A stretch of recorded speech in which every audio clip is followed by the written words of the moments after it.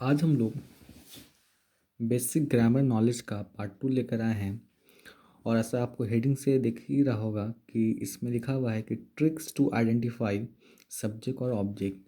देखिए, पार्ट 1 के अंदर हम लोग ने पढ़ा था ग्रामर क्या होता है, कितने पार्ट्स ऑफ ग्रामर होते हैं। फिर उसके बाद मैंने आपको इंग्लिश डेफिनेशन बताई थी, what is subject, object and verb. ठीक है, तो मुझे ऐसा लग रहा है कि आपको सब्जेक्ट और वर्ब बहुत अच्छे से क्लियर होगा। ऑब्जेक्ट में थोड़ी बहुत समस्या आई होगी। देखिए, मैं ऑब्जेक्ट को एक बार फिर से इंग्लिश में बोल देता हूँ, आप मिला लीजिएगा। ऑब्जेक्ट का मतलब होता है the word that is affected by the main verb is called object. अब आइए इसका हम हिंदी समझाते हैं। मतलब वो शब्द जो प्रभावित होता है मुख्य क्रियाओं के द्वारा।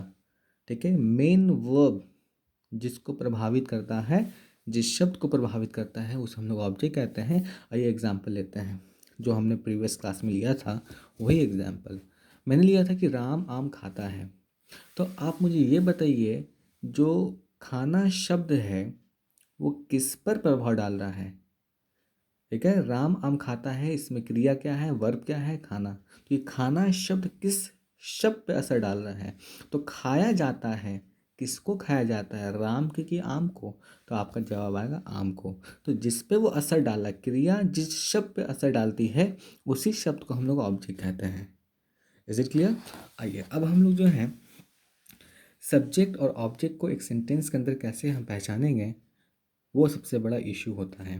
ठीक है, आप जानती हैं, सब जानते हैं आप लोग, सब्जेक्ट का मतलब होता है जो काम करता है। One who does work is called subject. काम करने वाले को हम लोग सब्जेक्ट कहते हैं। वर्ब क्या होता है, are doing work is called known as called as verb. जो काम हो रहा हो उसे हम लोग वर्ब कहते हैं, जो आपने प्रीवियस वीडियो में सीखा था। इस वीडियो के अंदर हम लोग एक सेंटेंस के अंदर कैसे पहचानेंगे कौन सब्जेक्ट है कौन ऑब्जेक्ट है। क्योंकि हम लोग इंग्लिश रट लेते हैं, लेकिन सेंटेंस के अंदर हमें यही समझ नहीं आता है कि हम किसको सब्जेक्ट माने और किसको ऑब्जेक्ट माने। वर्ब में कोई इश्यू नहीं है, आप देखेंगे जो काम हो रहा है उसको पकड़ लीजिएगा, वो आपका वर्ब हो जाएगा। ठीक है, तो आइए हम लोग सब्जेक्ट को पहचानेंगे। ठीक है, एक सेंटेंस के अंदर पहले देखिए पहचानने की क्या ट्रिक्स है। देखिए, ऐसे मैं कुछ लिखवाऊंगा नहीं, आपको बस डायरेक्ट पॉइंट समझाएंगे। ठीक है, आपको एक सेंटेंस के अंदर ढूंढ लेना है वर्ब। वर्ब आसानी से मिल जाएगा, काम। और उस काम के अंदर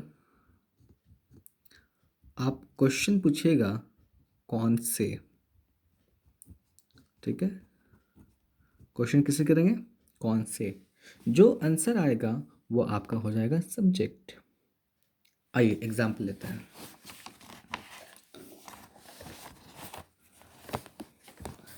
एग्जाम्पल नंबर 1, क्योंकि हिंदी अभी जब तक हिंदी स्ट्रांग नहीं होगा तब तक हम लोग इंग्लिश को भी टच नहीं कर सकते हैं। पहले हिंदी स्ट्रांग कीजिए, ठीक है, उसके बाद इंग्लिश की और हम लोग मूव ऑन करेंगे। आइए, पहला एग्जांपल जो है उसमें लिखा है कि मैं उन लोगों को अंग्रेज़ी पढ़ाता हूँ।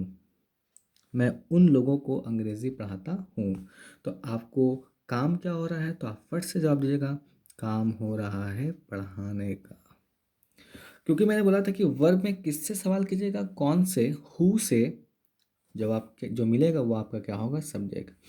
तो पढ़ाता है तो मैं पूछूंगा कौन पढ़ाता है, तो आपका फट से जवाब आएगा मैं पढ़ाता हूँ। ठीक है, तो मैं क्या हो गया, सब्जेक्ट। एक और एग्जांपल लेते हैं, तुम मैदान में क्रिकेट खेलते हो। तो काम क्या हो रहा है, खेलना। बहुत से बच्चे बोलेंगे क्रिकेट, क्रिकेट थोड़े कोई काम है, क्रिकेट एक ऑब्जेक्ट है, खेलना काम है।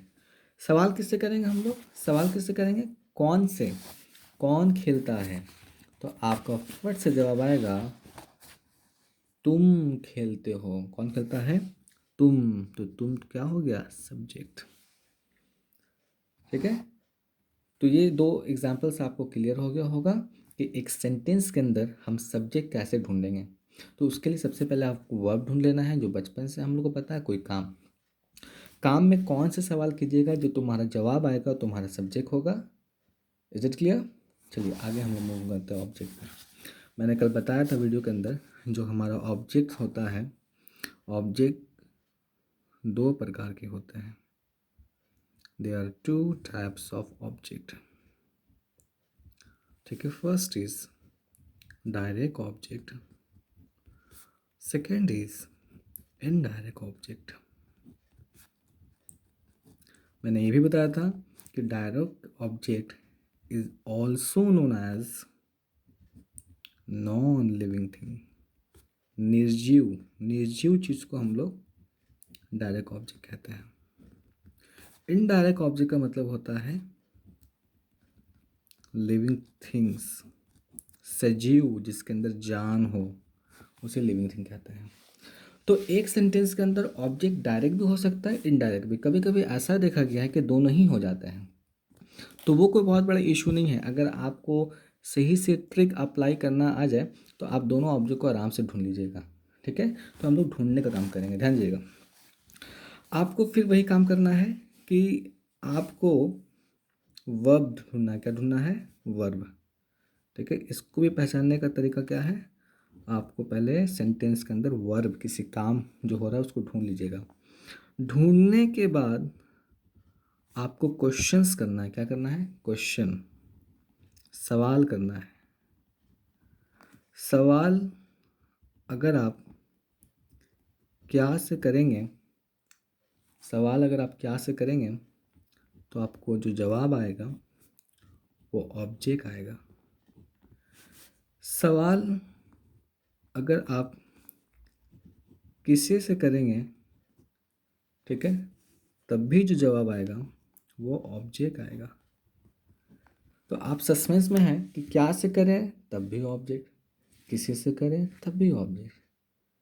लेकिन फ़र्क यह है कि क्या से करने पर जो जवाब आएगा वो ऑब्जेक्ट जो होगा वो नॉन लिविंग होगा, मतलब डायरेक्ट ऑब्जेक्ट होगा। क्या होगा? Non living. और किसी से करने पे जो आपका रिप्लाई आएगा वो लिविंग थिंग ऑब्जेक्ट होगा। कैसा ऑब्जेक्ट होगा? Living thing. आइए एक एग्जांपल लेते हैं। ठीक है, एग्जांपल लेते हैं।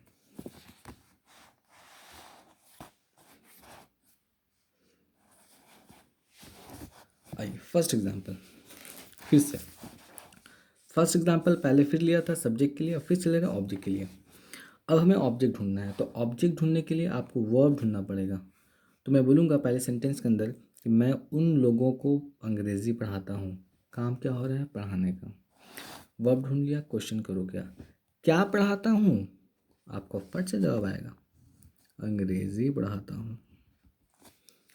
फिर आप पूछें किससे पढ़ाता हूँ? उन लोगों को पढ़ाता हूँ। तो जो अंग्रेज़ी है वो नॉन लिविंग थिंग है। जो उन लोग हैं, तो उन लोग मतलब कोई व्यक्ति होगा जो लिविंग है। तो एक सेंटेंस के अंदर दोनों भी हो सकते हैं या कोई अकेला भी हो सकता है। तो मैंने जानबूझ के ऐसे सेंटेंस डाला था कि जिससे आपको एक ही सेंटेंस में डायरेक्ट ऑब्जेक्ट मतलब नॉन लिविंग और इनडायरेक्ट ऑब्जेक्ट लिविंग दोनों ही समझ में आ जाए। आइए नेक्स्ट एग्जांपल की ओर मूव करेंगे हम लोग। लिखा है कि तुम मैदान में क्रिकेट खेलते हो। आपको फट से वर्ब ढूंढ लेना है, खेलना। उस वर्ब में क्वेश्चन कीजिएगा। क्या क्वेश्चन कीजिएगा? क्या से। क्या खेलता हूँ? फट से आप रिप्लाई दीजिएगा, क्रिकेट खेलता हूँ। क्या खेलता हूँ? क्रिकेट खेलता हूँ। This is the object. किससे खेलता हूँ? लो, किससे खेलता हूँ? मैदान से खेलता हूँ? नो, मैदान कहाँ से हो जाएगा? तो इसमें कोई भी लिविंग ऑब्जेक्ट नहीं है, केवल क्या है?